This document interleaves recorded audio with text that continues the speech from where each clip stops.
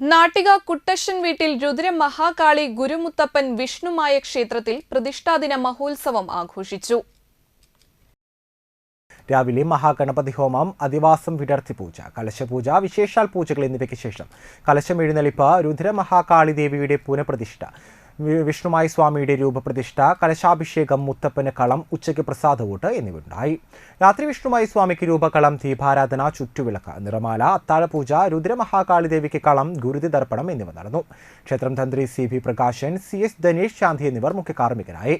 ക്ഷേത്രം ഭാരവാഹികളായ നിഷാദ്, സിജിൽ, അജി, രബിൻ, കണ്ണൻ, ഗംഗാധരൻ, ജിനൻ, പ്രസന്നൻ എന്നിവർ ചടങ്ങുകൾക്ക് നേതൃത്വം നൽകി.